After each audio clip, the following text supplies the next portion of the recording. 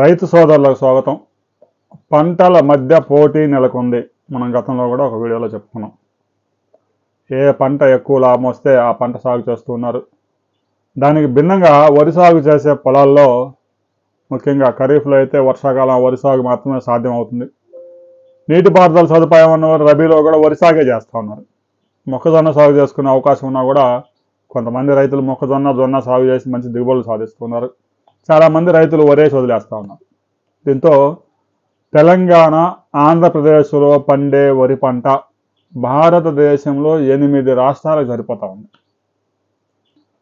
ఆంధ్రప్రదేశ్లో ఖరీఫ్లో 1 కోటి టన్నులు, తెలంగాణలో ఖరీఫ్లో 1,30,00,000 టన్నులు, ఇక రబీలో ఆంధ్రప్రదేశ్, తెలంగాణలో 1,30,00,000 టన్నులు పంట పండుతూ ఉంది. భారతదేశంలోనే అత్యధికంగా ధాన్యం పండుతున్న రాష్ట్రంగా తెలంగాణ, సెకండ్ ప్లేస్లోకి ఆంధ్రప్రదేశ్ వెళ్ళిపోయింది. అయితే ఖరీఫ్లో ధాన్యాన్ని కేంద్ర ప్రభుత్వం, రాష్ట్ర ప్రభుత్వం మద్దతు ధర కొనుగోలు చేస్తూ ఉన్నాయి. అంతవరకు సమస్య లేదు. ఇక రబీలో పండిన ధాన్యాన్ని మాత్రం కేంద్ర ప్రభుత్వం చురుగ్గా కొనుగోలు చేయడం లేదు. హార్వెస్టింగ్ చేసిన నెల రోజుల తర్వాత కూడా రైతులకి గోతాలు కూడా అందడం లేదు. హార్వెస్ట్ చేసి పొలాల్లో రోడ్ల పక్కన కుప్పలుగా పోసి ప్రతి 2 రోజులకు ఒకసారి వర్షం వచ్చి పడతా ఉంటే రైతులు నానా ఇబ్బందులు పడుతున్నారు. రైతు సోదరులు కూడా ఆలోచించండి. రబీలో వరి సాగుకి స్వస్తి పలకండి. రబీలో వరి తప్ప వేరే పంట పండే అవకాశం లేని డెల్టా ప్రాంతాల్లో వదిలేస్తే మిగతా ప్రాంతాల్లో జొన్న సాగు చేసుకోవచ్చు.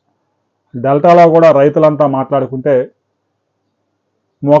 జొన్న రైతులంతా సాగు చేసుకోవచ్చు. దానికి కూడా ఆరుతడి పంటలు అవసరం అవుతాయి కాబట్టి నీరు పుష్కలంగా లభిస్తుంది.